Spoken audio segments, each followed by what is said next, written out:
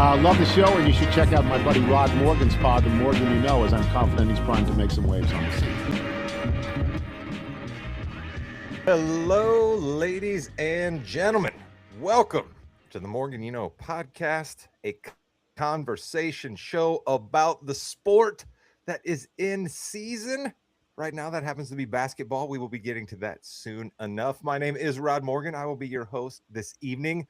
Joining me is the co-host of this podcast, the executive producer of this podcast, the social media manager of this podcast, the heart and soul of this podcast, the best damn bullpen catcher Plymouth High School has ever seen. He's our guy, Jimmy Jamriska. Jimmy, hello. BPC of the year 1998. Thank you very much. Appreciate it, Rod. It was a heck of a weekend for me, the NFL draft. I might be, watch out, guys. I'm coming for you next year in the Wins League.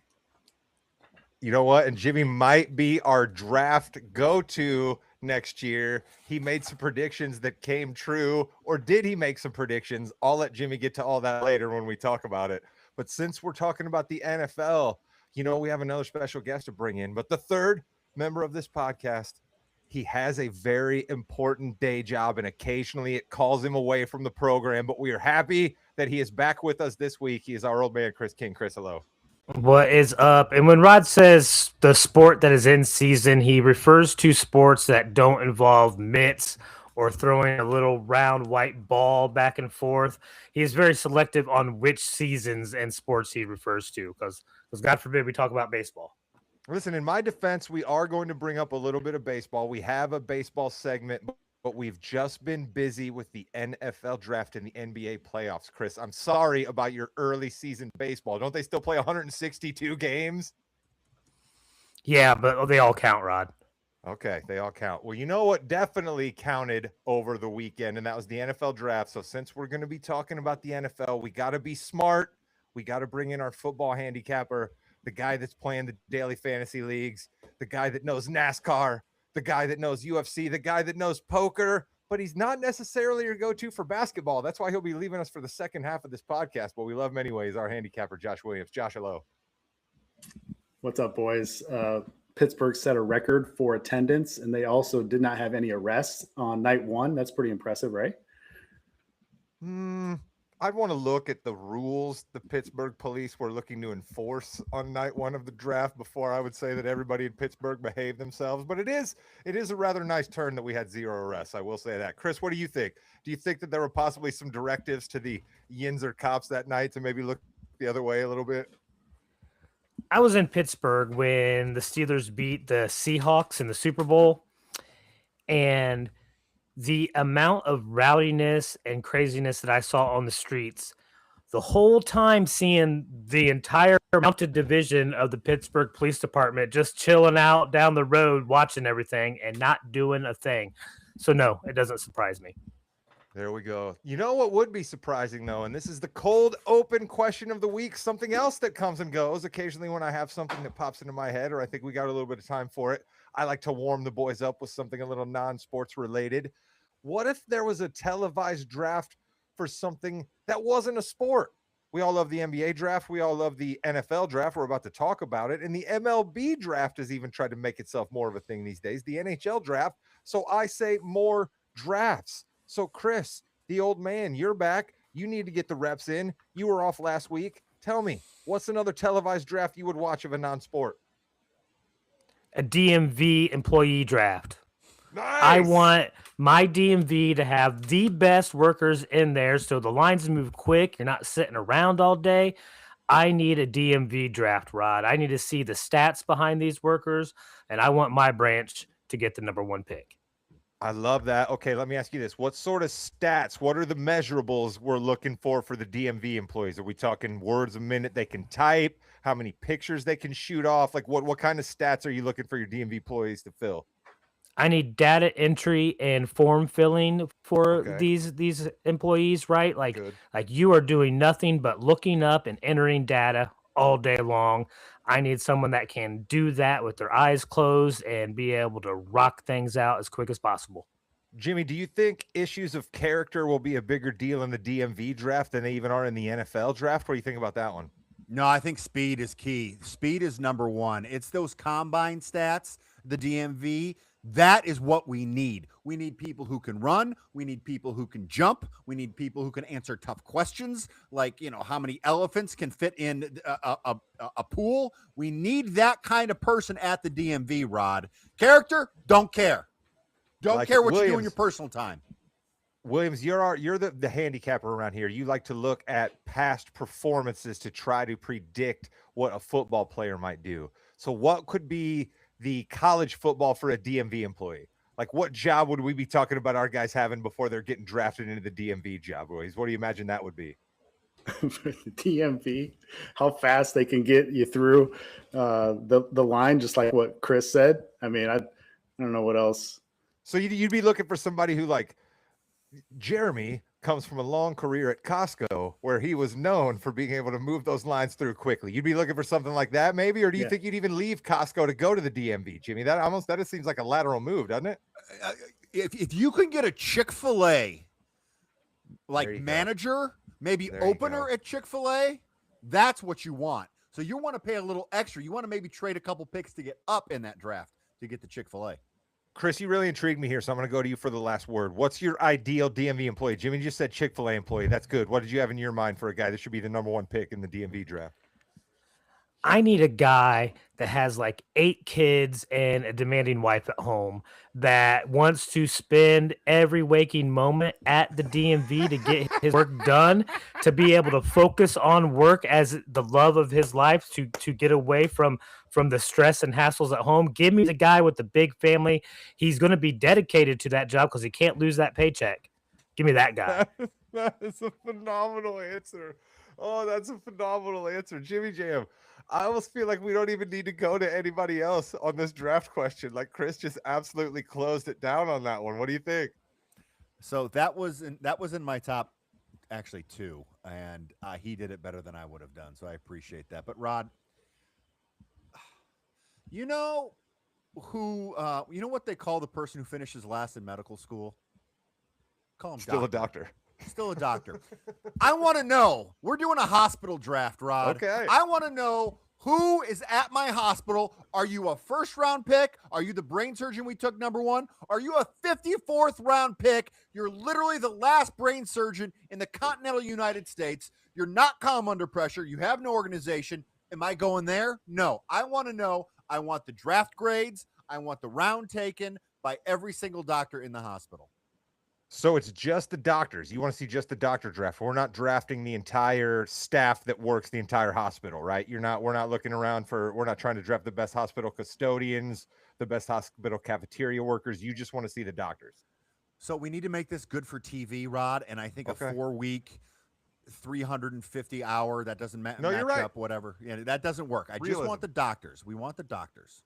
Really? I think you need to add at least like some of the charge nurses or RNs in that. Like, I don't think you need to go to the orderlies and the custodians or the cafeteria workers. All right. But like, listen, nurses out there, and listen, I come from a family of nurses, so maybe I'm biased, but nurses do twice the work for half the pay of the doctors. So I think nurses are just as important, maybe not as important as the brain surgeon or the oncologist specialist, but I think nurses are way more important than your general practitioners. Shout out to Mrs. Cowboy Smith. She is a registered nurse. She would be awfully excited about us shouting out nurses here who definitely deserve to be shouted out. Jimmy, I like that you said you can't have the entire hospital staff because that would be a long draft. So I went to what would be good on TV. And my answer got trumped by the answer of the Mrs. Morgan, The Mrs. Morgan, gave me this draft. Would you or would you not watch a Humane Society and the dogs?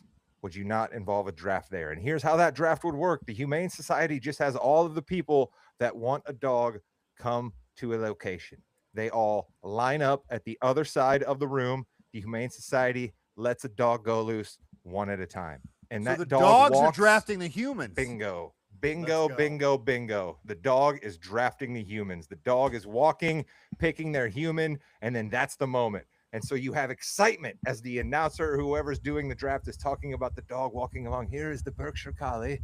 He's walking along. He's trying. Oh, I believe he has found the mother and father with 2 kids. Nope, he has passed them right up and he's gone to the single family. You know what I mean? Like, just that would be great. What do you think, Jimmy? His name is Cinnamon. There you go. But There's local humane societies that actually do this, where they'll have weekend events and people will line up. I've seen the videos; they are phenomenal. The people bring their kids and everybody, like it's a family affair, and then the dog comes down and walks past everybody. The dog then stops and essentially chooses who they want to go home with. It is phenomenal. And the people, when the dog chooses them, they are the happiest people I've ever seen. It is phenomenal. Great TV. They're already out there. Let's blow it out. Love it.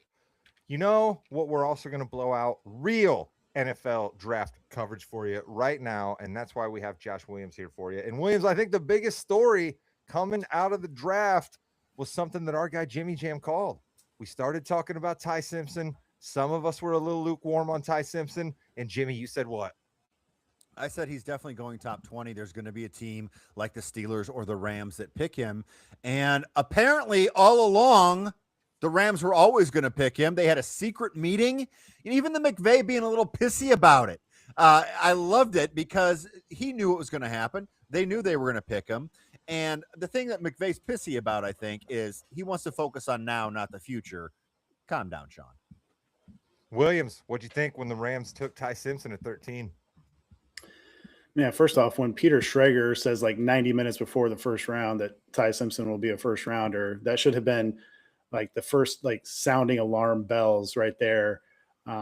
We should have put 2 and 2 together and took Simpson to go 13 to the Rams. We knew, we know how close Schrager is with McVay. I mean, he was at his wedding, for Pete's sake. That being said, I cannot believe what the Rams did. You're 1 play away from the Super Bowl last year. The 3 games with the Seahawks were basically coin flips. All 3 games, we could have very easily seen the Rams in the Super Bowl. And I mean, with the 13th pick, you don't improve the team now, not only this year, but probably not even next year. And I think Les Snead, the GM, made this pick. There's no way McVay made this pick. There's no way he passed on a wide receiver to improve with, Devontae Adams is 34. Puka's biting people in the offseason. Or they could have took a defensive end. They didn't get any pressure on the quarterback last year. I mean, how about this? For future consequences, like, does Snead think McVay will be around after Stafford retires to rebuild with Ty Simpson? Because McVay, I mean, he can go to Fox and be a pregame commentator, I mean, whenever he wants. He was almost out the door when Stafford almost retired a couple of years ago. So I don't understand the whole process with the Rams. I don't think McVay liked it. You could see McVay's body language in the presser, like right afterwards, and he was not happy. So they've all tried to do damage control, because all these reporters are close with the Rams. But I mean, they're not fooling me. That was not McVay's pick. I don't care what you tell me. I'm going to agree with everything that you just said about a team like the Rams that's as close to the Super Bowl. Certainly shouldn't be drafting the quarterback of the future when they could use a little bit more help all around with the quarterback who just won the MVP. I'm even going to double down and say it's a bad idea for a second reason. I guess you could get me on board to say we've got to make sure we're looking forward. We can't get caught flat-footed. There's a few different examples around the league of having a guy who then steps in and this train can keep rolling. But I don't even think they did that for the right guy. Ty Simpson doesn't have a huge arm. Ty Simpson doesn't fit the normal build. He hasn't had a whole lot of starts under center. It just kind of seems to me, Chris, we got almost a little bit of nepotism here because word is Les Snead is good friends with Ty Simpson's dad. So do you even think that the Rams might have their QB of the future here? No, I don't. I mean, listen, if he's going to be learning under somebody, why not learn under NFL MVP? So if he's there for 2 or 3 years, maybe. All right. I don't know how many Packers fans were thrilled with the Aaron Rodgers pick, but he sat behind Brett Favre for a few years and it turned out real well. Right. So maybe it does work out. I'm with you guys, though. Do something that helps your team now. You know who was on the board? Reuben Bain Jr. from Miami, a probably an all-pro edge rusher that's going to be in the league, and that helps your team this year right away, solidifies your defense so you don't get in a shootout in the playoffs against the Seahawks. So do something that helps your team now. Hopefully for Rams fans, this does work out. Stafford sticks around for 2 or 3 years and Simpson's able to grow. I don't see it though. I want to talk about another big story coming out of the draft, and I'm going to turn it a little closer to home here. We all know that the only college football I follow is the Notre Dame Fighting Irish, and Jimmy Jam convinced me that Notre Dame is not running back you. I mean, the 3rd overall pick, the 2nd running back taken in the 1st round. I mean, come on. If you're a running back, come on up here to South Bend. Jeremiah Love is, I think, one in a million, so that's a little much there, Rod, I think. But listen, best player in the draft, unbelievable out of the backfield catching, running the ball. Don't love the Cardinals pick there. You've got to think that was an ownership because you just got Tyler Algier, who Tyler Algier is like, seriously, what do I have to do? I finally get a job. Then Bijan Robinson comes in, and now, I'm going to be the number 1 back again. Let's go. Oh, Jeremiah Love's here, so he can't win. They don't have that offensive line. And then Jadarian Price, listen, I think the Seahawks got a great pick with him. Didn't have as much wear and tear on him. And to get the 2nd best running back at the 30th pick, it's a no-lose situation. Unlike with the Rams with Ty Simpson, they drafted for need and got the 2nd best player at his position. I think they did a great job with that. Williams, you can't be happy with a team like Arizona that the coaching situation is in flux. They don't have a whole lot of talent, and they drafted a running back who now is one of the top paid running backs in the whole game. I'm not trying to come down on Jeremiah Love here, but you can't love this move by the Cardinals. No, I mean, and by the way, the first 3 running backs taken in the draft all played in the state of Indiana. How about that? But yeah, I love Jeremiah Love's talent, but if you're Zona, you can't take him there at 3 if you want your team to build towards a Super Bowl title. Now, if you want to sell jerseys, like Jimmy said last week, a la Red Love jerseys, then go ahead and take him. It's just not financially responsible. $54 million guaranteed. Now I think he's the 3rd highest paid running back already, and he hasn't even taken a snap yet. And we've seen this not work just last year with Ashton Genty behind that bad old line for the Raiders. And it also did not work for the first 6 years of Saquon Barkley's career with the Giants. A great running back does nothing for a bad team. Barkley gets picked up by Philly, and they win the Super Bowl the next year. So I love Jeremiah Love's talent, but yeah, I wish he would have landed in someplace else. All right, Chris, you weren't with us last week, and I kind of wanted to ask you about this. So I'm going to kind of bring you in this week and give you a chance here. So this was the 2026 NFL draft.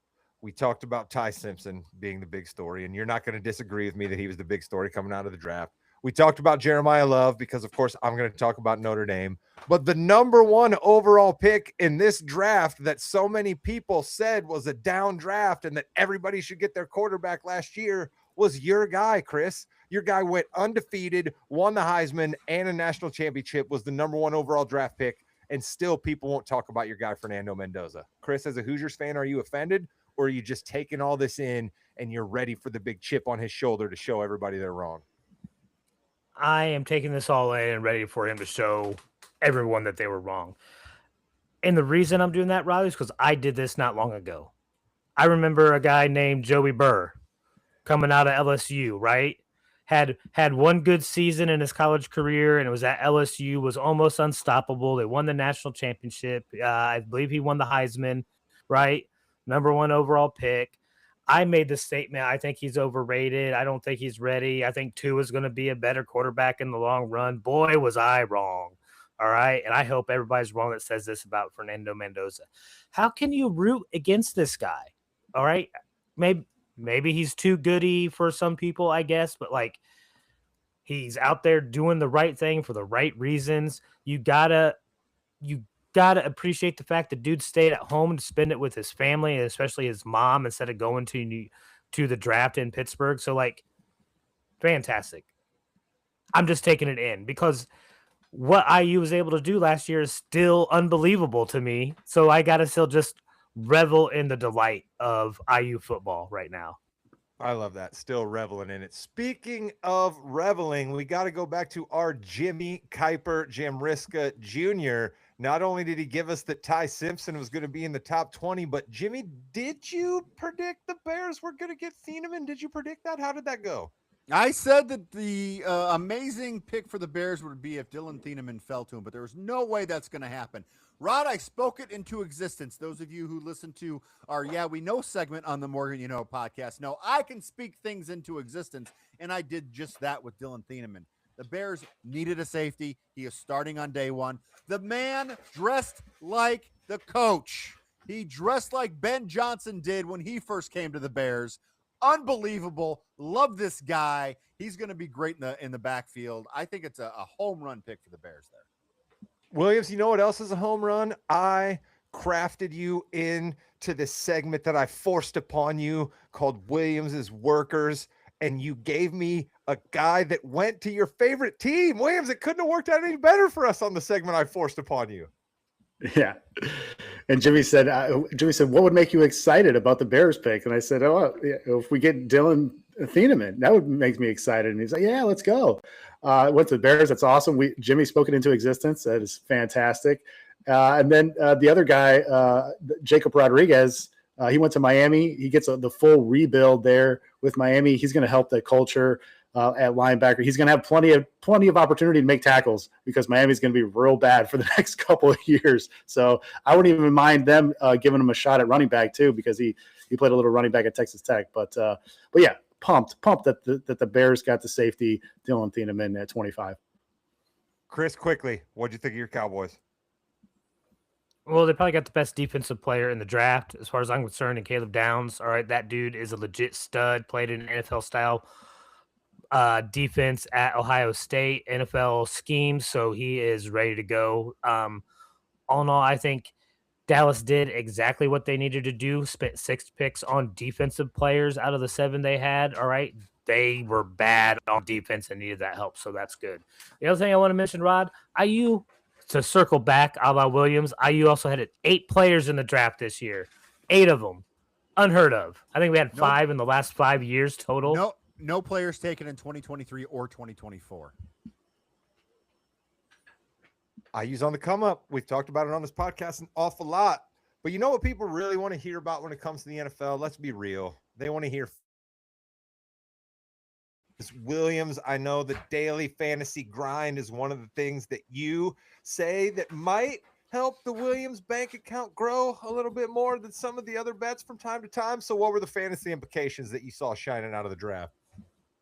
Man, I mean, unfortunately, there wasn't a lot of great landing spots. I mean, we all love Mendoza, but the Raiders have arguably the worst wide receiver room in the league. I think it's good for Brock Bowers, though.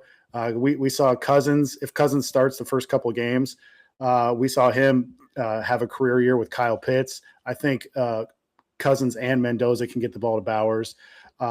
We talked about Love rushing behind that terrible Zona O-line and a question at quarterback because Brissett wants a new contract. So that wasn't a great landing spot. Carnell Tate wasn't the number 1 wide receiver at Ohio State. Now he's supposed to be a game breaker for Tennessee. I don't really see that either. He'll lose some targets to Ridley and Wan'Dale Robinson. Remember, Daboll is the OC there now, and he brought in Wan'Dale Robinson. You got Kenyon Sadiq, the number 1 tight end. He goes to the Jets, and Geno's going to be throwing to him outside in cold weather. And it's also tough for tight ends to make immediate impacts in fantasy in their rookie years. Omar Cooper, the same thing, which, hopefully it works out for him. Former Hoosier there. And then you got Casey Concepcion and Denzel Boston, both getting drafted by the Browns. You probably don't love either Deshaun Watson or Shadur Sanders throwing to him. So that's all the negative. I will give you one guy who I'm positive on.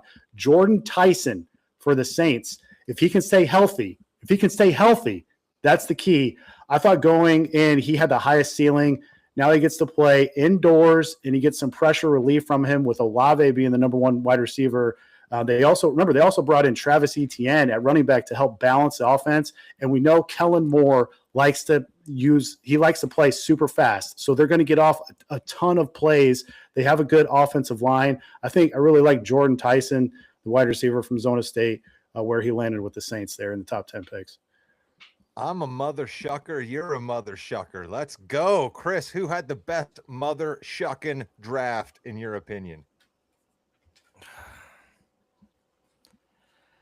It can be just one player, can be an agent, whatever you want. Who won the draft? Best draft. I really kind of want to say the Jets. I just kind of want to say the Jets because they picked 2 IU players. So I'm going to pay attention to the Jets this year. They got Cooper and they got D'Angelo Pond, so they're probably both going to play. So I'm going to watch.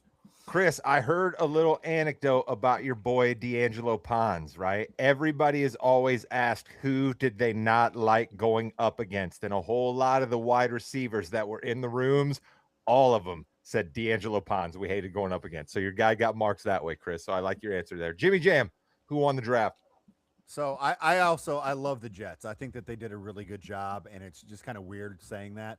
But let's go across the field. How about the New York Football Giants getting Arvell Reese? Some had him as the best player in the draft with the 5th pick, but I really like the offensive tackles they got in Maui Noah and Davis at the end of the draft. But Malachi Fields from Notre Dame, big wide receiver that they took him. I like him better than he's not going to get hurt like Tyson might. So I really like what they did. I think overall they had a really solid draft, Rod. You know, the one thing that I like, I heard my guy Todd McShay point out the other day that, like, we love coming out of the draft and we love talking about teams that are going to be a lot better. And a lot of these guys have high potential, but also we end up talking about the teams that draft high because they stink, right? Like you guys just gave the Giants and you guys just gave the Jets, 2 teams that were drafting at the top of every round. So no wonder they got good guys. Let's go to the football handicapper. Who'd he like coming out of the draft? Yeah, I'm going to go different. I'm going to go for value and depth. I really like what the Steelers, Ravens, and Cowboys all did. I think they got some really good depth. I think, and I'll bring up what Chris said earlier. I think Tampa Bay landed a star there with Reuben Bain Jr. I think the Rams should have taken him at 13. And he's going to be angry him too. He's going to be angry. I was just about to say he could have smashed the Incredible Hulk when he was hugging Goodell there. I mean, he looks pissed, and you've got a pretty good guy in your corner there, Jason Taylor, saying that this guy is the best player, not just defensive player, best player in the draft. And I know the track record for short arms isn't great, but this dude dominated the playoffs, man. I mean, he changed the Miami culture, and he got Miami to the national championship game. So I really love what they did. Also, remember Jeremiah Trotter? The Tampa Bay Bucks got his little brother in the second round, Josiah Trotter, a good linebacker. They also got a speedster, Ted Hurst from the little college Georgia State. Really good against press, can take the top off the secondary there. So I really like what Tampa did also. You know who you didn't hear there, folks? You didn't hear the Indianapolis Colts. And that is the final word on the 2026 draft. We got no more time for the draft. The Colts didn't even matter in the draft whatsoever. Chris Ballard, did you even have anything to do? It doesn't matter. The Colts in 2026 don't matter. That is the Colts talk for now. Let's move on to something cool happening this weekend. The 152nd running of the Kentucky Derby. I have my official Kentucky Derby visor on. I've got my Kentucky Derby suit pressed in the closet. I have a newly acquired horse bow tie. I am excited for the Derby on Saturday. Jimmy Jam, why is the Kentucky Derby so damn cool? Wow, you're talking to the right guy here, Rod. The Kentucky Derby's cool because you get to see all these thousands of people come dressed up in their big hats, and all it is what, 3 minutes, and then it's over. Obviously, there's a lot more before that and everything like that. But what you see on television, it's generally pretty quick once it gets started. Now, it's going to say on the TV it starts at like 2 o'clock. But that race ain't starting at 2 o'clock. You got to know exactly when the race is starting. Sit down, watch your 3 minutes, and then go on with your day. NBC's coverage, I believe, kicks off at 2:30. Thank you very much, Jimmy. And the race will probably happen at 5:57 p.m. So there will certainly be a bit of a preamble where you will hear all about the trainers and all about the jockeys and all about the fashion. And the greatest hockey analyst of all time will be doing his hobby as a great sportsman, and that is Eddie O. Love Eddie O on TV talking about horses. Chris, why is the Kentucky Derby cool? I'm old. I like tradition, and nothing says tradition like the Derby. You want to see big hats? The Derby. You want to drink like a rich Southerner? The Derby. Right? You want to get so drunk you pass out in the middle of the lawn? The Derby. Does The happen. Derby is awesome. And the icing on the cake, Rod, is going up to the ticket window and betting on your favorite named horse. All right? Let's not get twisted. Most of us casual fans are not trying to figure out who is the best jockey when the race course is a little bit wet or muddy versus dry. We are looking for the best names to have the most fun. All right. Well, listen, That's you'll have your what- chance. You'll have your chance to do that in a little while. All right. Let's continue with more of this. Williams, I wanted to ask you this. Do you think the Derby has lost a little bit of luster? Because I believe at one point in its iteration, it was a huge deal because it was one of the times where you could celebrate gambling, right? We all kind of forget a time where it was harder to be able to gamble on these games. We couldn't do 3-leg parlays. We didn't know who the over and under was, and we certainly couldn't just put it onto our phone. So the Derby was one of those times where it was legal. You could go out and bet. Do you think the Derby's lost anything now because you can literally bet on anything at any time? Yeah, I don't know. That's a good question. It's still kind of tough. You have to go into like a separate account to legally place if you're not at the track. So it's still a little bit for novices. It could be a little intimidating, but I don't know. It's still, you're right, man. It's just one of the coolest events of the year, and it's always fun to throw a few shekels down and see if your horse comes out on top. All right, let's go to Jimmy Jam. Who is your favorite? Who's going to win the Kentucky Derby? Litmus test, 30-1. Jimmy likes litmus test. Do you got any? Is that because you like the name, or do you got anything else for us? I looked at the list. I said that's a good name. Litmus test. Wonderful, Chris. Are you going with the same strategy for your horse? So I'm picking the trifecta, Rod. All right. Like I like to go big. All right. Okay. So I am going to, I'm going actually with not the favorite, but one of the top favorites. I think he has a good lane to start in. We know you don't want to start next to the rail, like Renegade. All right. You want to start, usually 7 is a good spot. This guy is starting and number 9, that's the Puma. They're 10-1. All right. But this is a fast horse. All right. Now, who I'm picking for second is strictly on the name, Right to Party. We all have that right. We all deserve that right. The Beastie Boys And gave this it guy's to going to us. finish second, and we're going to have Right to Party. And then I think another favorite that's up there, right? There's 6-1 odds, but they're starting way on the outside. That makes it real tough. That's Further Ado. I think they finished third. Further ado, John Velasquez. He's only been in 26 Kentucky Derbies, so experienced, Chris. I like that you're talking there. Javier Yeah. Castellano. He's only been in 18 Kentucky Derbies, and he's on Puma. Puma does have a pretty good starting spot. I like where your head's at there. Williams, you are a handicapper. You admit that horses are not necessarily your thing, but I, like I am prone to do from time to time, pressed you anyway and forced you to come up with something. What do you got for us on the Derby? Yeah, let's get a little breakdown here. Number 6, Commandment. Brad Cox is the trainer. He won the Florida Derby. He did run down 2 horses in that race. Now, that pace was kind of slow, but Commandment is undefeated this year. Feels like he's the safest floor of any horse in this race. Potent, number 14, and Bob Baffert is the trainer here. Juan Hernandez is the jockey. Fun fact, Juan has over 3,000 career wins and over $110 million in earnings. Looks like I picked the wrong profession, but he has 0 Derby wins. So that take that for what it's worth there. 4-1, the favorite number is Renegade. Chris talked about it. Now, he's from the rail. We have not had a winner from the rail since 1986. And he's going to want to go deep to the back. So I don't know if that's a great landing spot for him. Now, Todd Pletcher is the trainer, well and established, great trainer there. He looked the most impressive in his last outing in the Arkansas Derby. Chris touched on this horse, the Puma, number 9, trained by Gustavo Delgado. He finished second in the Florida Derby to the Commandment. But at further ado is another rival to win here. He wants to be top 5 coming around that last quarter. It's going to be a fast pace.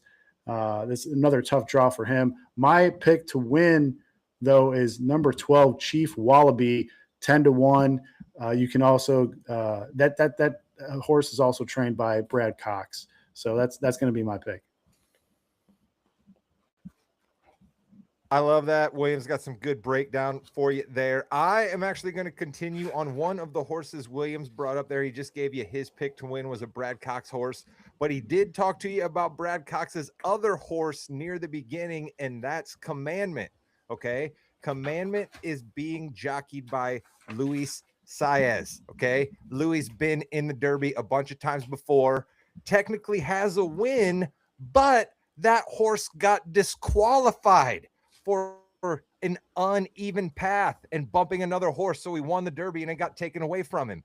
Brad Cox technically has a Derby win, but he only won the Derby like a month after the Derby was over when Medina Spirit got disqualified for a failed drug test. So you're bringing Brad Cox, the Louisville native, together with Luis Saez. Both guys have a Derby, yes. One actually technically doesn't. One technically does, but doesn't really feel like he has a Derby. They're going to come together for a redemption story, and Commandment wins the one for the Roses on Saturday. That's what I got for you.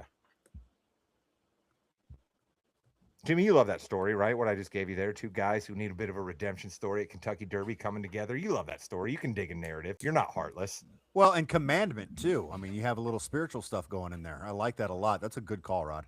Well, you know me. I'm nothing if not spiritual, right, Jimmy? I got my WWJD bracelets on at all times. You know what I mean? I'm looking to the Psalms, right? I'm looking to Genesis, Luke, Matthew, Mark, John, all of them. I'm very proud that you knew that many. Good job. I thought that stood for what would Joe Hendry do? Nice. That's incredible stuff. And with that, no. Williams, I appreciate you giving us the NFL knowledge. I appreciate you looking up a little bit of the horse knowledge. We will be saying goodbye to you for a little while until basically you get to set your return date whenever you want to start previewing NFL divisions. We will be excited to have you back, my friend.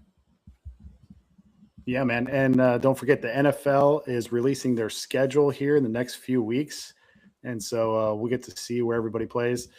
We might have to record that first recording into week 1 on a Tuesday night, because it sounds like the Wednesday night Super Bowl winners Seattle's going to be hosting a Wednesday night game this year. So be ready for that.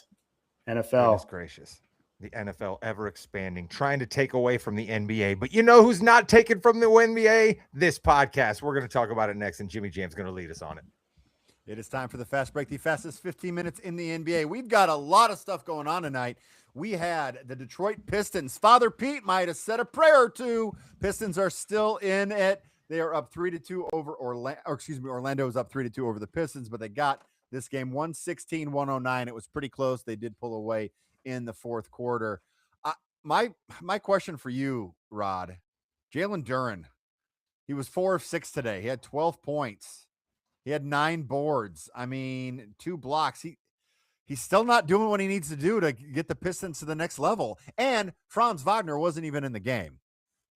Yeah, it's Jalen Duren is kind of looking like a guy who's having his first taste of the playoffs, but it's not his first taste of the playoffs. He was in a series last year with the Knicks that was quite physical, and this guy's probably going to make a second or third team All NBA. It's a real tough look. And the thing that surprises me the most is you could have convinced me that maybe Jalen Duren would have shrank from the moment a little bit, but convincing me that Wendell Carter Jr. was going to be the guy busting his ass, that would have been a far leap for me to make, Jimmy. Shout out to Cowboy Derek and myself here, Bulls fans. What a great trade. Anyway, Chris, who do you want to talk about? Cade Cunningham's 45 points or Paolo Banchero's 45 points? I think the bigger story is Orlando, right? Well, now it depends. I mean, Orlando came away from the dead, but the Pistons losing convincingly until tonight is a huge story too, though. All right, now so we've talked about the East all year, right? We knew the East teams were a step below that top two, maybe three or four teams in the West. We've known that. Even though Detroit has had the best record in the East the entire season, we've known. So I don't think there is a big of a jump between the 1 and the 8 seed in the East like there is West. All right. So then it brings me back to like, okay, we know Detroit had an issue. They got rid of a guy from the locker room for various reasons. Has that hurt them more than they're willing to admit? Or is this Orlando, in all reality, all of them playing and coaching for their jobs? Well, they are, and I think everyone had Orlando with more wins than Detroit this year coming into the season for sure. But I think that you've got to make sure we give Cade Cunningham enough credit. He came back from a really horrible injury. Rod knows nothing about this, but he came back from a really horrible injury, and he just scored 45 points on 13 to 23 shooting. Rod, you're muted, brother. Man, I've been so good about not doing that recently. I think even if the Pistons are to lose this series, I don't know that we'd want to come out of it criticizing Cade Cunningham in any way, shape, or form. You know what I mean? Like he's kind of given one of those LeBron on the early Cavs performances here. Like, what else do you want the guy to do? You know what I mean? He's scoring that many points. He's getting assists. He'd probably have 14 to 15 assists if the Pistons could shoot. You know what I mean? Which was one of the problems we knew the Pistons had all year long, right? Like, I don't know exactly what's going on with Malik Beasley. Like, I kind of say to myself, are we really sure that he can't be playing basketball? But you know what I mean? That's not for me to decide. But I guess his 3-point shooting was huge for the Pistons. And also Duncan Robinson and Kevin Huerter are never the answers. I mean, they're just never the answers. The Pistons brought in Duncan Robinson at the beginning of this year. They brought in Kevin Huerter at the trade deadline. Like, as much as I love my white Americans, Jimmy, as we talk about all the time here on the show, those guys are just never the answer. They aren't. In another series that could have just been thrown all over the place. I think it's over though. Cleveland and Toronto. It looks like Cleveland is pulling this one out 125-120. I think they've got like 1 or 2 seconds left, depending on how ESPN is refreshing. It does look like James Harden had 23 points. Evan Mobley also 23 points. Those are two guys, Chris, that the Cavs need to play well in order to win the series. I get so frustrated with Cleveland. They have the talent on this team to make a deep run, but it's constantly like they're all underperforming. Like, yes, let's give Mitchell his due, but there are games that feels like he takes off, that he's not there.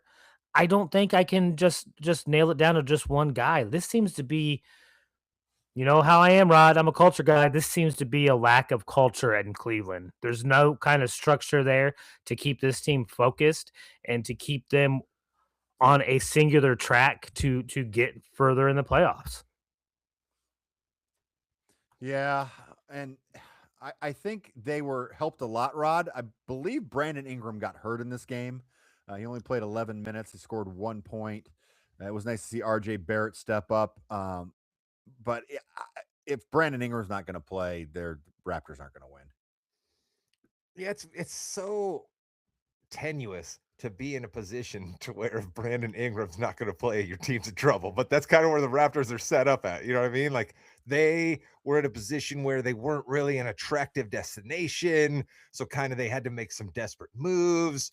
They gave Jakob Poeltl an extension when they didn't have to for unknown reasons. And that's really kind of got him locked down. They gave Emmanuel Quickly we think you're going to improve contract, and he hasn't really bumped up that much. So they kind of got locked into, well, nobody really wants Brandon Ingram, so we can get him for free and we can sign him for a little bit less than what we'd have to sign somebody to a max deal for. So why not? But the Raptors are really more about Scotty Barnes and Colin Murray Boyles, right? And those two guys aren't really explosive scorers. And Chris, as much as defense matters, and you can talk about your stocks all you want, and I understand defense is important in the playoffs, you still have to be able to score. And the Raptors just can't score enough. Even though they got 120 tonight, I think that speaks more to the fact that Cleveland is soft and doesn't play good defense when the playoffs come around than it does that the Raptors can score. I mean, as much as I'd hate to admit this, you're not wrong, right? Like, I do love defense. I think defense wins championships. But in the NBA, you need at least one guy that can get his own shot at any point in time in the game, because it's going to come down that you need it, whether it's to stop a run from the opposing team or to get that bucket at the end of the quarter or at the end of a shot clock. You need that guy, and I don't think Toronto has it. I'll tell you one thing the Cavs do. Dennis Schroeder, Olympian extraordinaire, 21 points in 19 minutes tonight. Not a bad night for Schroeder. But I know someone who's going to have a bad night. The person on the other end of the Rod Damnation of the week. Hi, my name is Van, and We don't All right, want Van to whatever. hear this. It We was don't want Van on to Rod hear this. Damnation. It was on Rod Damnation. Riverside. One more time. One more time. Ridiculous. Situation. The momentum is dying, I don't understand no more distractions. but I do believe we should all follow one path in life. Hubris and ego and pride. Sorry, all that was a complete lie. Jimmy, we've been doing Rod Damnation here on the show for a little while, and there have been many people that have earned themselves Rod Damnation with flying colors.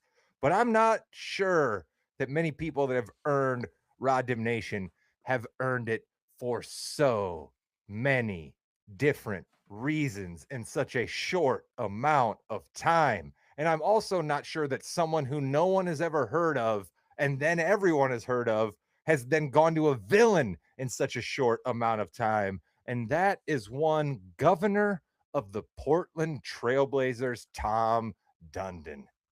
My guy. My guy. So you're the one, huh? You're the one who's going to come into the NBA and you're going to change the thinking. You're going to switch it up. You're all about winning. Wow, Tom, nobody's ever come in and owned an NBA franchise before and said that they were all about winning. Oh, you're going to trim the fat. The only thing you're going to spend money on in the organization is winning. Nobody's ever said that before either. But you know what you actually have done? Alienated your fan base, made yourself look like an absolute joke, and not just because you're cheap, but because you're actively interviewing head coach candidates while your interim head coach is in the friggin' playoffs. Tom, my guy, wait a week.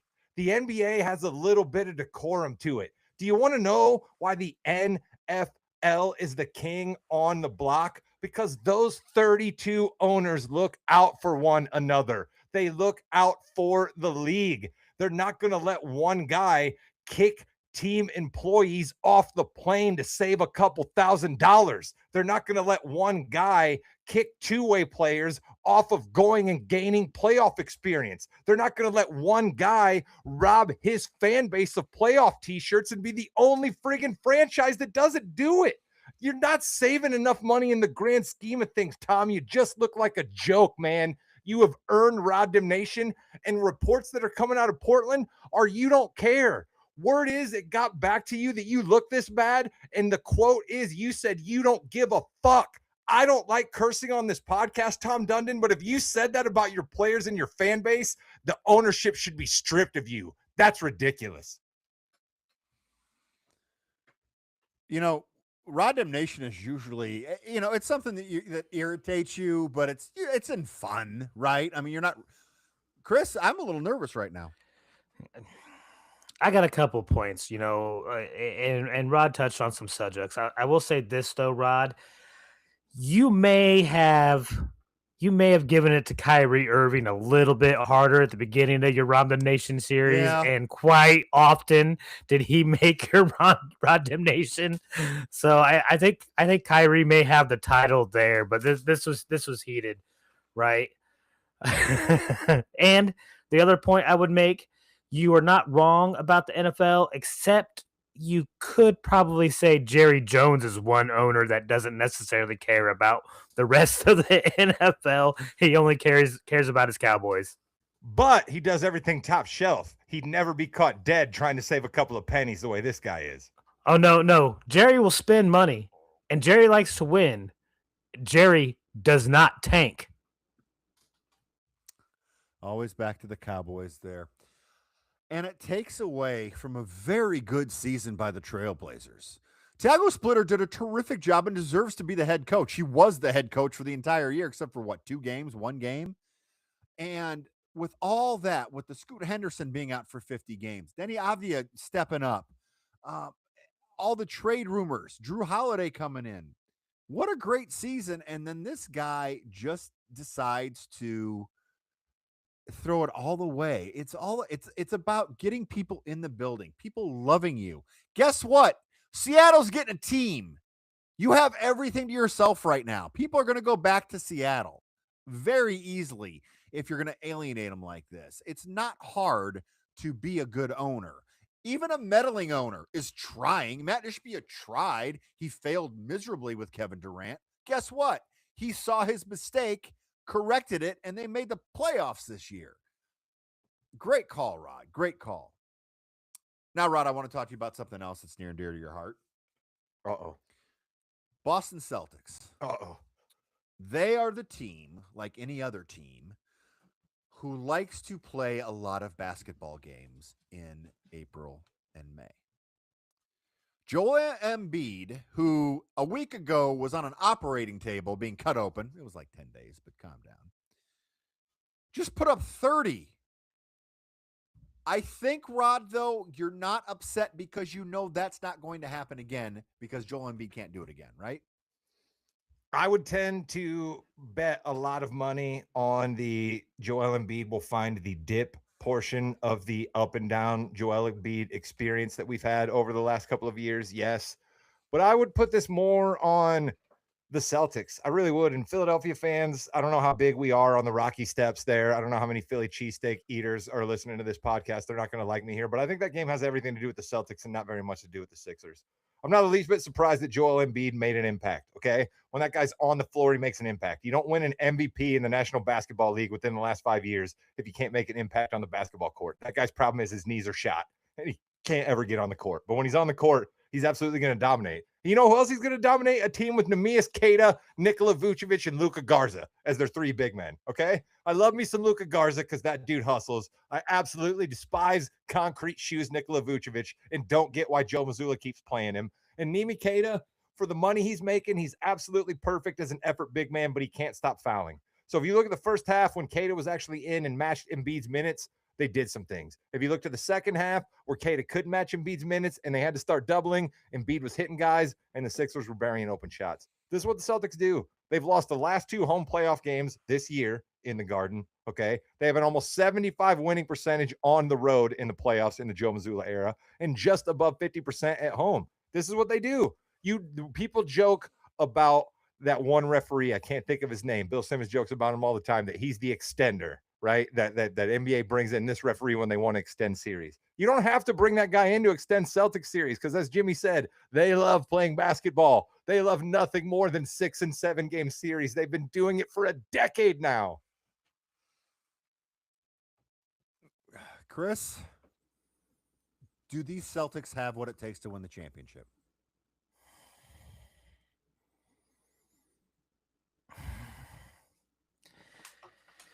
They have enough to compete. I think it will depend on who comes out of the West if they were to have a chance. I think they may have a better chance against an Oklahoma City than they would against the San Antonio. Okay. I don't know if they could do anything to slow down Wemby. I don't think they can do anything to slow down Wemby, right? I also am not worried about Embiid, right? He had 33 points. What else did he do? He only had 4 rebounds. All right, you're 7-1. Points is pretty good. Yeah, 4 rebounds. He got 9 of those points from the free throw line. He wasn't aggressive. He wasn't playing hard and hustling. Otherwise, he would have had more rebounds. I'm sorry. So you could tell he was affected by the surgery. I don't think he'll be able to recover enough in a day to be back to that same level he was the other night. So I don't think it goes any further than 6 games. I think it's going to be hard for anybody to go through OKC or San Antonio, especially because OKC is now resting and San Antonio is resting. And whoever comes out of that T-Wolves Nuggets series, which right now the T-Wolves are up 3-2, is not going to be what they should be, unfortunately, and that just sucks. And this Lakers and Rockets, I think the Lakers are probably going to close them out tonight, which means they won't, but that's okay. Reeves is back tonight. Luka's not back yet, but if the Lakers win, I don't think they can't handle it. They can't right now just because they don't have their full team. It's going to be tough. Now that's going to be a war, Rod, between OKC and San Antonio. I think that's going to be a war, but I think they're going to ultimately win it. I can't believe I'm saying this. You guys have pinned me down to where I actually have to say something semi-positive about the Thunder. If you give me a choice between San Antonio and Oklahoma City in the Western Conference Finals and my Celtics are going to be in the finals, I'd rather see Oklahoma City. I mean, I know they won the championship last year and that Shea's going to be back-to-back MVP, that they were flirting with the boatload of wins this year, but like, I don't know what you do with San Antonio. I don't. I firmly believe in experience, and none of the guys on the Spurs have it except Harrison Barnes and Luke Cornett, I guess, if you want to be. And that's what the other thing that would kill me is if the Spurs are playing the Celtics and my guy Luke Cornett wins another ring over the Celtics. I wouldn't know what to do with myself. But I don't know what you do with Wemby, Jimmy. And like you said, Vucevic versus Wemby, forget about it. I mean, the Celtics would probably go small in the Oklahoma City matchup with a little more Tatum at the 5. And I kind of like that lineup if Derek White could ever hit some shots, but that's a topic for another time. But I'd rather see Oklahoma City than San Antonio. San Antonio friggin' petrifies me. We saw what the Pacers were able to do with OKC last year, right? I can see the Celtics doing the exact same type of game plan against them and being successful. We can't play that fast. Well, who can play fast? I say fast? we because I'm on the team. You're on the team, yeah. Cooper Flagg plays fast. He played so fast that he won the Rookie of the Year. And guys, I'm not going to lie. It's because Knipple had a crappy playing game. That's why. I in my heart of hearts, that is the reason why Cooper Flagg is your Rookie of the Year, because Con Knipple just played horrendous. I don't know if I agree with that. I think he would have been a closer. I still think Flagg would have got it. He led all rookies in scoring and assist. All right. That's not something you can just sneeze at. I know that Con had set records, not just rookie records, but records. All right. Which is phenomenal. I think you still give it to Flagg. He played over 72 games. I think he ended up playing. So give it to Flagg. I think he deserves it.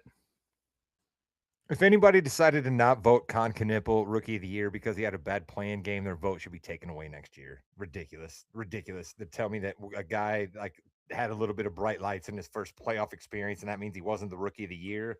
I'm not going to tell anybody that Cooper Flagg's probably not going to be the better player 4 years from now, 5 years from now, 10 years from now, but Con Knipple had a better rookie season. I'm sorry. He played on a team in basketball that mattered. He played actually more than Cooper did. Chris, you're not wrong that Cooper played quite a bit, but Con Knipple played more than he did. And so I think Con Knipple probably should have been Rookie of the Year, but I think Cooper Flagg got I was the number one pick and I'm the next chosen one benefit. I think so too, because Cooper Flagg wasn't in that position to have a bad game or a good game, and it shouldn't count anyway, but how everything went, the voters still had their votes in there. Last thing before we go to the Yeah We Know podcast, I know Yeah We Know section of the podcast, I know we are running a little late here because of the Derby talk. Hey, what, Rod? Wait, real quick. Live Golf, gone. Love it. I've been screaming about the fact that this Live Golf intrusion was terrible for the PGA Tour, and I love that the PGA Tour is saying, sorry, boys, you don't get to just come crawling back. You're going to have to do something because you left all of us high and dry. And the one guy who should feel the worst about it is Bryson DeChambeau. The PGA Tour opened their arms to you, and you said, no, I'm going to double down. And then soon after you doubled down, the thing crumbled underneath you. Go run into YouTube, Bryson. Yes, and apparently there's a meeting on hole 9, I think, is what everyone is saying for Bryson DeChambeau. It is now time for the Yeah We Know podcast section of the Morgan You Know podcast. It is WWE after WrestleMania, and we have a lot of call-ups. And gentlemen, he's been on pay-per-views. He's won titles.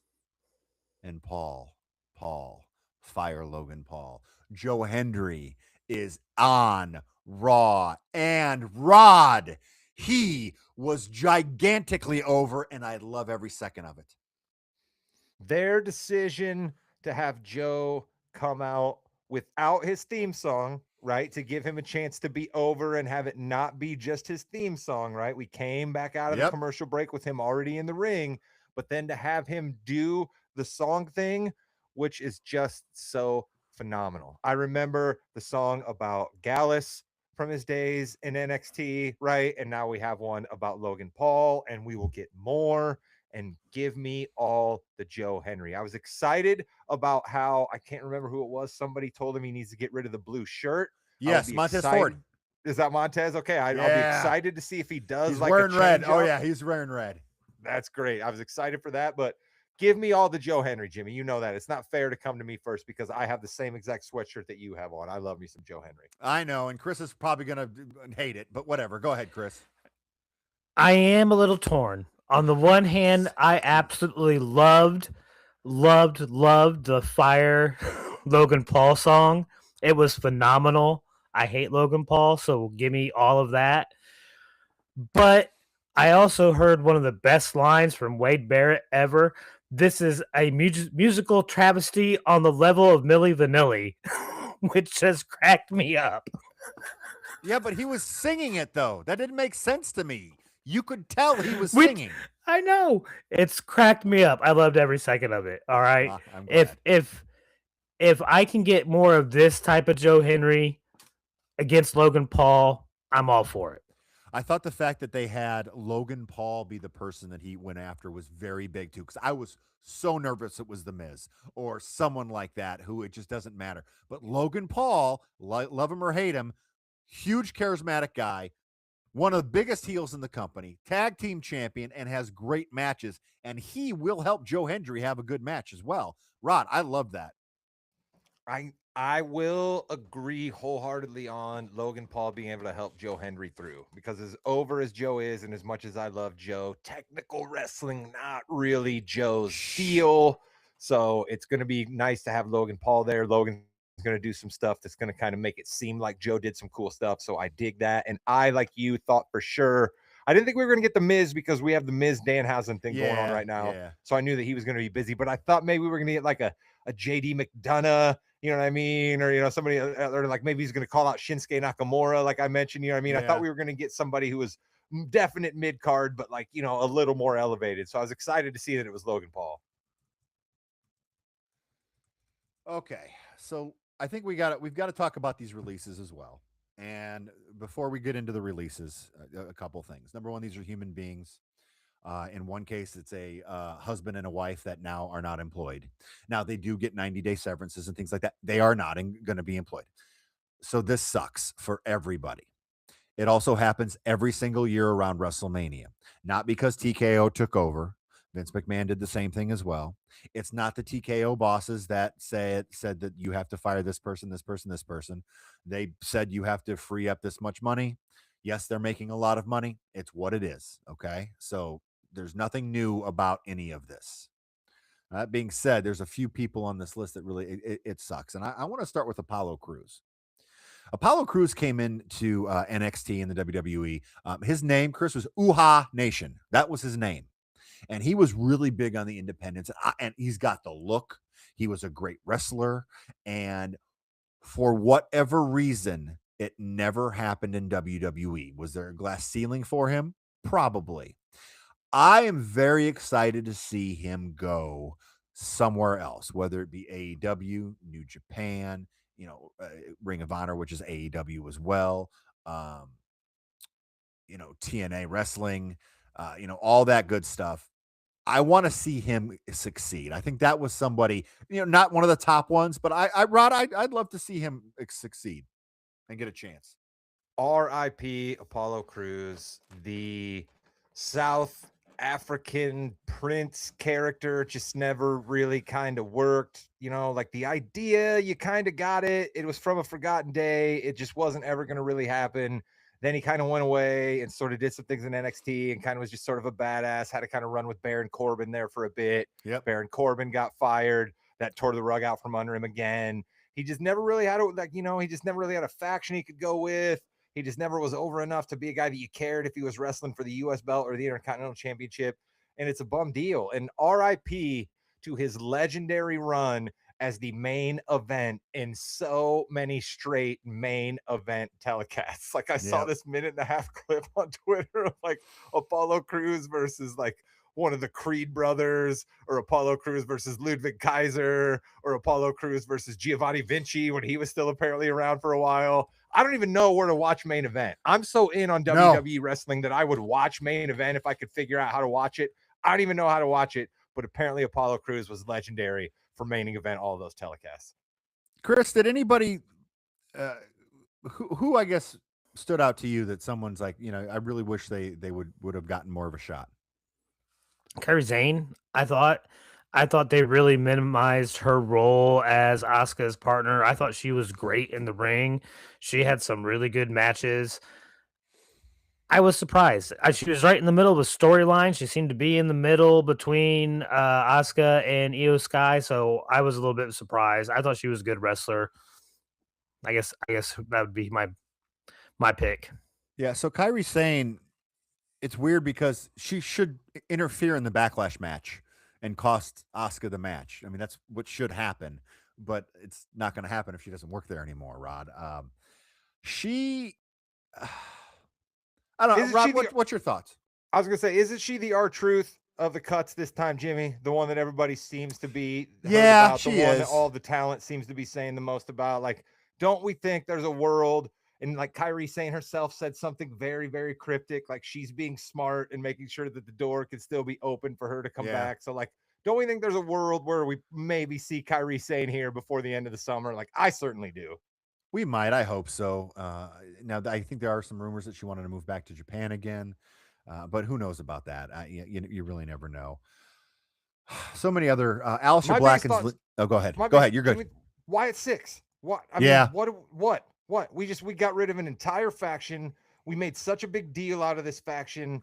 You have the legacy of Bray Wyatt, which seems to mean so much to you. You have Alexa Bliss, who's still there, who we don't say anything, but she's still sort of doing the character that Bray Wyatt created, right? Like she still carries the doll sometimes. She's still, wearing the black and all the stuff that she first did when Bray Wyatt took her underneath her wing. So like we have this whole Bray Wyatt shadow over the WWE, and you're just like, you know what, Dexter Lumis, you're a heck of a worker. You have some of the most expressive eyes in professional wrestling. We've got no use for you anymore. Joe Gacy, you actually have incredible athletic ability for a portly fellow. We have no use for you anymore, right? And I know Eric Rowan is long in the tooth and can't really move anymore, but professional wrestling is still a sight thing. That's a scary looking dude. He did everything that you needed him to do.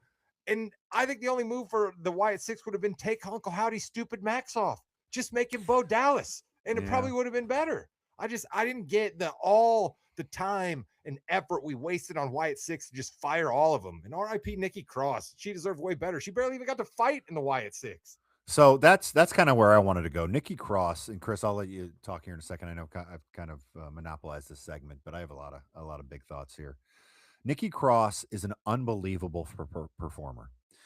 Anything you give her, she does great. When she was Insanity, when she first came in and she ran out and went up to the man, Becky Lynch, and says, "I'll play with you, Becky." I love that to this day. I thought it was one of the greatest entrances that has happened for women's wrestling.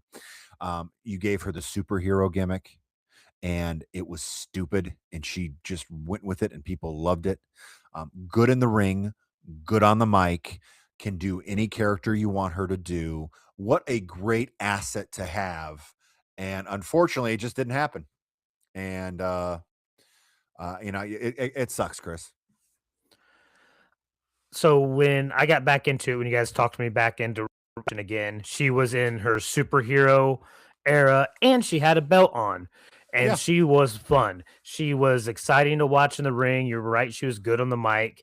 Then she kind of disappeared for a little bit, and she came back as a weird person who didn't move. Remember that Royal Rumble where she just stood still and didn't move the entire time? I forgot about that. That's awesome.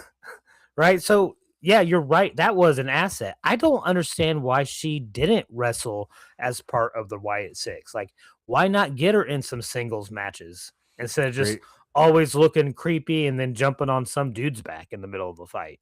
Creative has nothing for you. Aleister Black and Zelina Vega also gone. Aleister Black, one of the best characters that they had. He did a really good job with Damian Priest in their feud.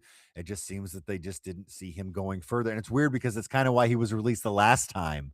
And then Zelina Vega, great look, great charisma, great character, better as a I think she was better as a valet or a manager than she was as a wrestler. Good wrestler, but I just didn't really ever do anything for me in that aspect, Rod. There's definitely a ceiling for the plucky underdog, and the role that she plays best as a wrestler is the plucky underdog. And there's only so high that you can go with that. You know what I mean? She got her United States Championship run. You know what I mean? She got her main event run in Puerto Rico, where she had the Puerto Rico flag. You know what I mean? That was a huge moment for her. You know what I mean? So there's only a certain ceiling there. But what I think the Aleister Black release speaks to, Jimmy, and it kind of bums me out. I don't think there's room for characters, right? For people who aren't watching on YouTube, I just did the air quotes there. I don't think there's necessarily room for characters. Sure, everybody plays a character, right? Roman Reigns is, a little amped up, Seth Rollins, all the above. They're all playing characters, but they all basically are still based in some sort of more reality, right? Aleister Black tries to, hey, this, that, and the other, and I'm playing mind games, but I just don't think there's room for a character like that anymore, right? I think Damian Priest was trying to turn that way, and he saw that it wasn't good, and he dialed it back to, no, I'm just a dude from the streets. You know what I mean? So I just don't think the WWE has room for characters anymore, and that bums me out, man, because I came from an era when that's what guys were. They were characters, and I just don't think there's room for it anymore, and it has me a little wistful. I would walk that back just a little bit because there are still a lot of characters. All right. You have R-Truth, you have Danhausen, you have El Americano. All right. Both of them. All right. You have big characters. All right. Gunther is a big character. Okay. I think he is a lot kind of like the Iron Sheik was back in the day. I I, I see that. So I think you're you're not necessarily wrong. I think there's less room for a larger amount of characters like there were like in the 90s and even more so in the 80s. You know, I would like to go back to the days where we had, the mouth of the South, guys like Ted DiBiase, like give me Jake the Snake and Coco Beware and the Junkyard Dog, but you're want not more animal related. I got you. Yeah.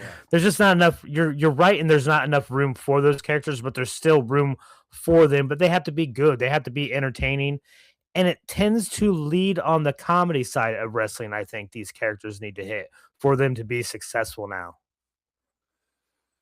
So Santos Escobar, Zoe Stark, and Alba Fire were also let go.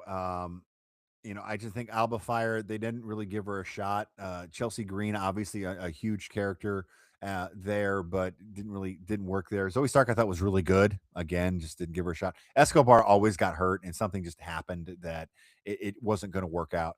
And then finally, Motor City Machine Guns, part of the match of the year last year. But two guys who can wrestle, but Rod, as you say, where's the depth in that, unfortunately? But hey, they worked so hard to be there, and that's a feel-good story. They made it to WWE. Good for them.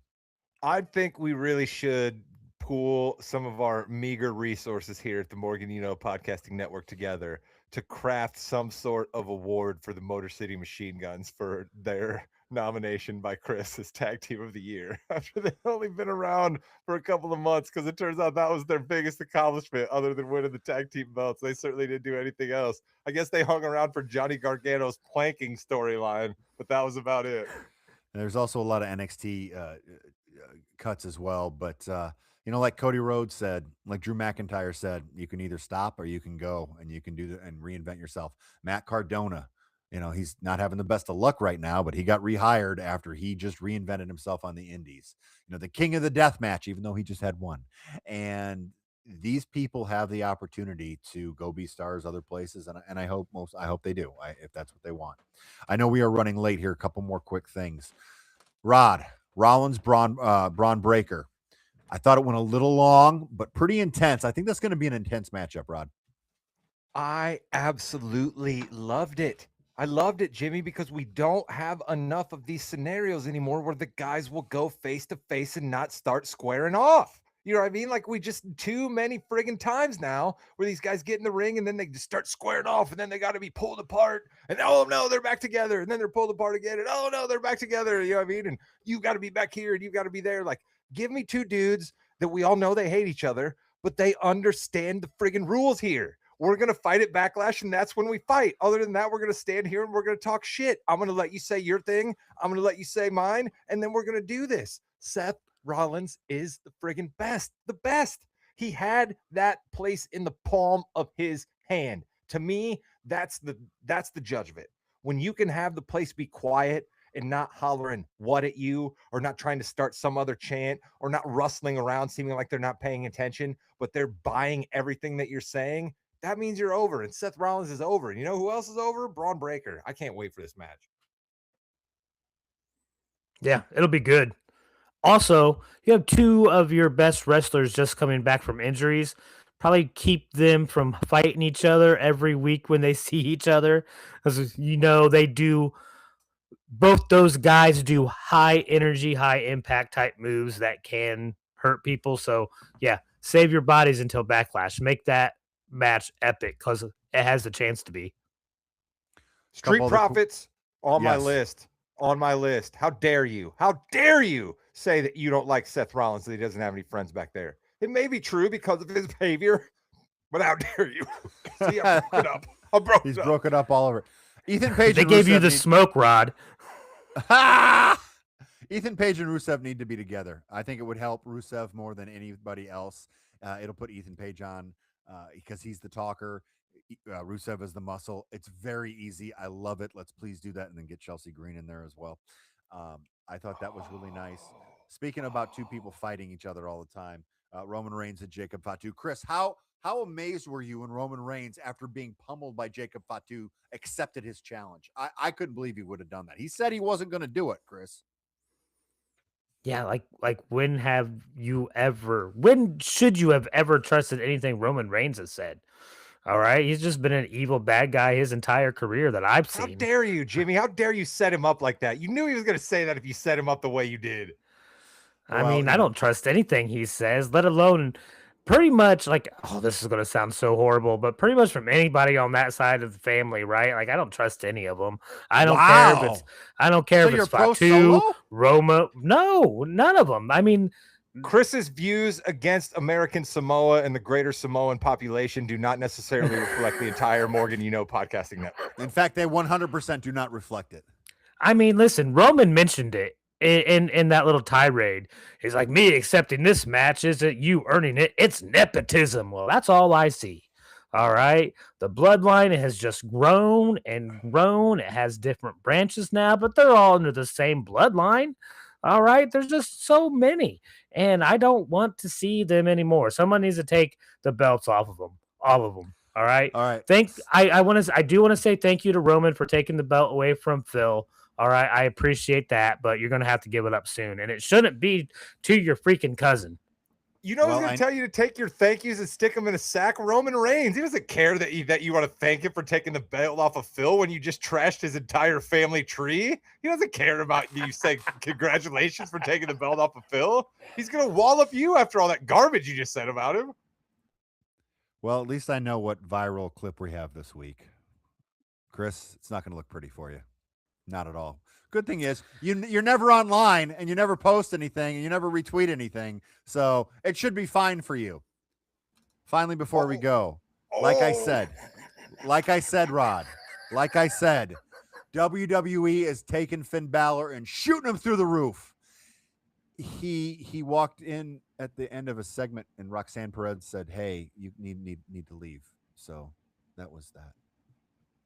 I warned you that the Demon was not necessarily going to be the platform that you were exciting all of our listeners, Jimmy. This is on you. You're the one that decided to get all the Finn Balorites out there, all activated. You told them that the Demon coming out on WrestleMania was going to mean nothing but stars and skyrockets for our guy Finn. And I said, slow down. I'm not so sure. And now the hopes and dreams of Ireland itself rests with Roxanne Perez. That's not where you want to be. And with that, you've been listening to the Morgan podcast. Chris, take us home. I also don't care how Grayson Waller feels right now. Like, comment, and subscribe. Goodbye, Internet. Just a drive-by on Grayson Waller. Shout out to Becky and EO Sky. Becky saying, EO, you're neither new or entertaining. I hate you. Oh, Becky's growing on me. Becky's growing on me. I said get rid of this character, and now she's growing on me again. Obafemi Open Challenge. Chris, you taking it next week? yeah, no, I'm behind Obafemi. I'm 100%. That's why I don't care how Grayson Waller feels. I don't care how Grayson Waller feels. That's what the episode should be titled.